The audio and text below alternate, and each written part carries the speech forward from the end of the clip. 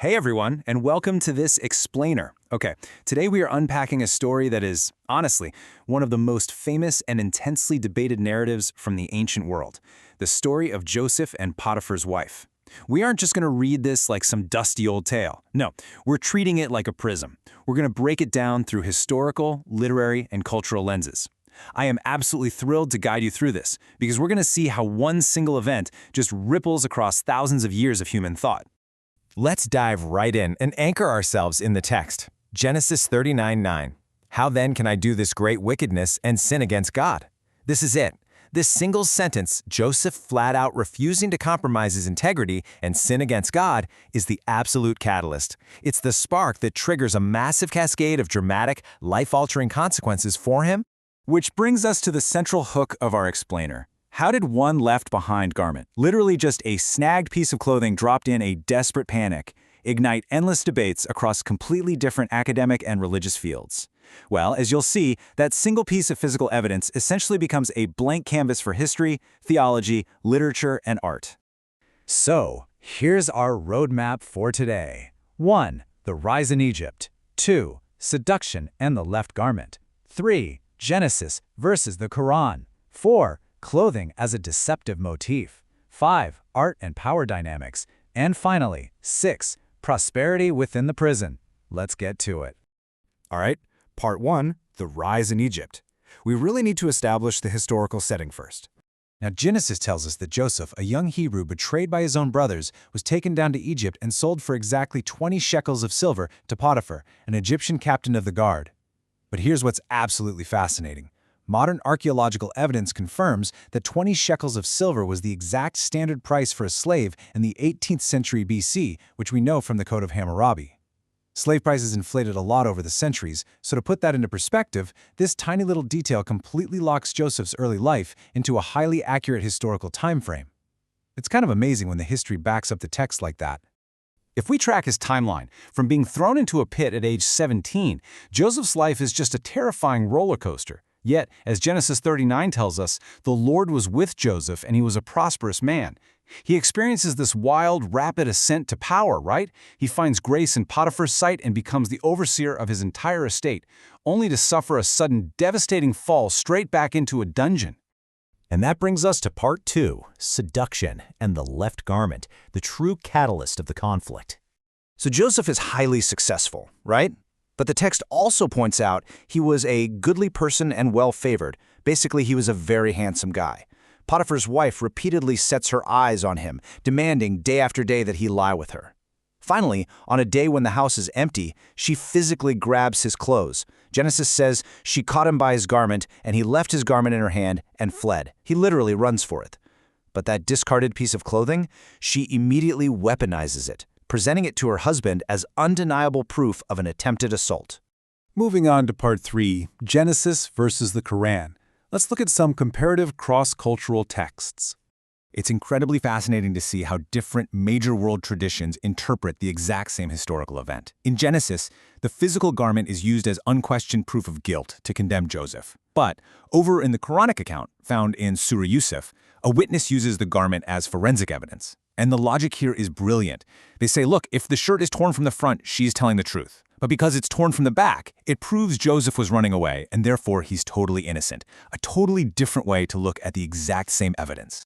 And these accounts get even richer when we look at beautiful Midrashic and Islamic traditions, where the wife is named Zuleika.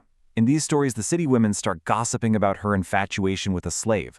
So to prove why she's so utterly captivated, Zuleika invites them all to a feast. She gives them oranges to peel and hands out knives. Then Joseph walks in. His beauty is supposedly so angelic, so overwhelming, that the women marvel and accidentally cut their own hands with the knives. They realize he's no mere mortal. Despite all this, Joseph stands his ground, basically saying prison is far more desirable than yielding to her. All right, part 4, clothing as deceptive motif. Time for some literary analysis. To really grasp the literary brilliance of this story, we've got to understand a concept called midah connected midah. It's a Hebrew principle that translates to measure for measure. Basically, it's a literary framework in the Hebrew Bible where actions and consequences echo symmetrically across generations. You know the saying, you reap what you sow? It's exactly that, often playing out in the exact same manner. Which brings us to a super interesting analysis from Emma Vorchheimer's thesis. She dives into how clothing is repeatedly used as a tool for disguise and betrayal in Genesis. She shows how it weaves this complex web of measure-for-measure justice throughout Joseph's entire family tree. It's like a giant puzzle coming together. Just look at this cyclical family pattern of deception. Step 1. Joseph's father, Jacob, deceives his own father using goat skin as a disguise. Step 2. Jacob's sons deceive him using Joseph's famous tunic dipped in goat blood. And then step 3. Joseph is betrayed by Potiphar's wife using his own discarded garment. Oh, and get this. In Hebrew, the word used here for garment is beged, which literally shares the exact same root as the word for betrayal. I mean, wow. The literary symmetry there is just stunning, isn't it? Let's shift gears for Part 5, Art and Power Dynamics. We're looking at sociological and artistic perspectives now. So modern sociological and feminist scholars, like McKinley and Sternberg, look at this story from a completely different angle, stepping outside of standard morality. Instead, they focus strictly on the extreme power imbalances. They impartially examine the highly coercive nature of a master's wife demanding sex from a captive slave.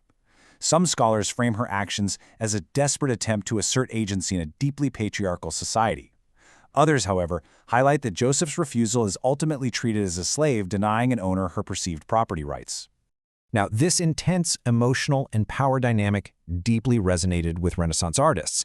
A great example is Properzia de Rossi. She's actually the only known female Renaissance sculptor mentioned by the famous historian Vasari. Because of the societal constraints at the time, women were barred from studying the male nude or learning to paint frescoes, so de Rossi turned to sculpture. According to Vasari, she channeled her own unrequited, burning passion into carving this exact tension-filled scene of Joseph and Potiphar's wife.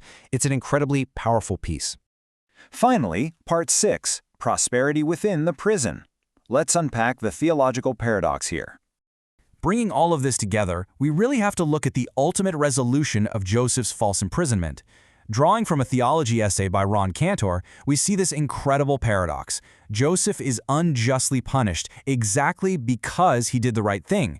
Yet Genesis repeats a vital phrase, "But the Lord was with Joseph."